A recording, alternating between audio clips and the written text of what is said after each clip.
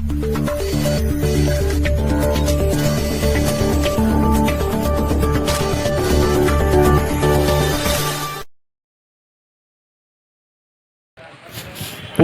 में corona virus के रोकथाम के लिए लॉकडाउन 31 मार्च तक। ऐसे सूरत हाल में इमाम नाखुदा मस्जिद मौलाना मोहम्मद शफीक कासमी का आवाम से खिताब। हैदर अली, इकरा उर्दू न्यूज़, कोलकाता। अस्सलामु अलैकुम वरहमतुल्लाहि वबरकातुहू। मैं मोहम्मद शफ़ीक, इमाम नाखुदा मस्जिद कोलकाता, आप हजरात से मुखातब हूँ। बिस्मिल्लाहिर्रहमानिर्रहीम।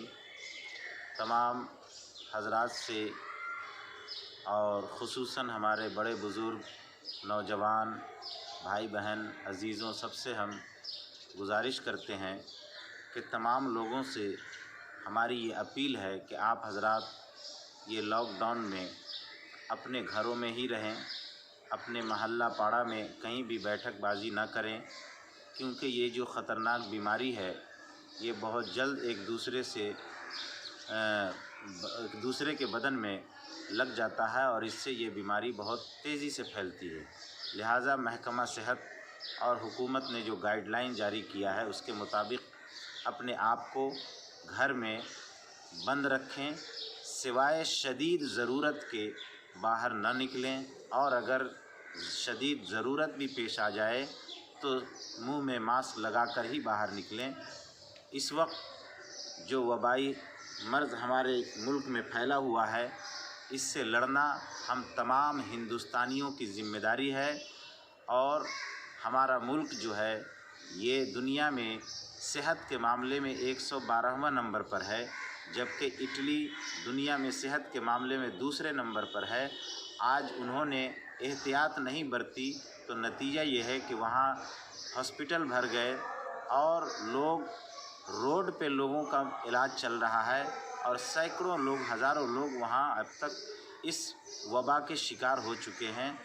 हम हिंदुस्तानी अगर हम लोग एहतियात बरत लेंगे, जिस तरह सरकार और महकमा सेहत ने गाइडलाइन जारी किया है, तो इंशाअल्लाह हम लोग इस कोरोना जैसे ख़तरनाक वायरस से जीत सकेंगे। याद रखिए, ज़िंदगी की ये पहली रेस है जिसमें जो लोग रुक जाएगा वही इस रेस में जीतेगा। इसलिए आप तमाम लोगों से गुजारिश है कि अपने अपने घरों में रह कर के नमाज़ पढ़ें, तिलावत करें, ज़िक्र व अज़कार करें और बाहर हरगिज़ न जाएं। और महल्ले पाड़े में ख़ुसूसन नौजवानों से, अज़ीज़ों से गुजारिश करते हैं कि आप लोग जो महल्ला पाड़ा में बैठे रहते हैं, इसका ख़याल नहीं रखते हैं, दो चार बच्चे नौजवान बैठ के अड्डाबाजी करते हैं, ये कतई ना करें। याद रखिए, अभी ये एहतियात हम लोगों के लिए बहुत बेहतर होगा। अगर हमने एहतियात नहीं बरता तो हमारे लिए और पूरे देश के लिए ये ख़तरनाक होगा, जो हम लोग, हमारा देश, हमारी सरकार इसको संभाल नहीं पाएगी। इसी के साथ जो लोग रोज़ कमाने खाने वाले हैं और चूँकि कारोबार बंद हो चुका है, बिज़नेस बंद हो चुका है, दुकानें बंद हो चुकी है, सब कुछ लॉकडाउन हो चुका है, जिनके पास अल्लाह ने इस्तिताअत दी है, उनसे मेरी अपील है कि आप हजरात अपने आस-पास में, पड़ोस में लोगों को पूछें, जा कर के मालूम करें कि उनके घरों में खाने की अशिया है या नहीं। या वो लोग जो मज़दूर दूसरे जगहों से आकर के शहरों में मज़दूरी कर रहे हैं, मैं शहर के तमाम साहिब सरवत से ये अपील करता हूँ कि आप खाना का पैकेट बनवा करके, खिचड़ी हो या रोटी हो, जो भी इस्तिताअत है आपके पास, आप पैकिंग करवा करके, जो मज़दूर तबका के लोग हैं या गरीब हैं, जो फुटपाथ पे रहते हैं, जिनके पास पकाने खाने का कोई नज़म नहीं है, उनको ज़रूर खाना पहुँचाएँ। ये सदक़ा जारिया होगा। और ऐसे वबाई वक्त में आप हजरात जिनकी जो इस्तिताअत है उसके मुताबिक ज़रूर सदक़ा किया करें। अल्लाह के रसूल ने फरमाया कि सदक़ा जो है ये वबा को, बला को टाल देती है।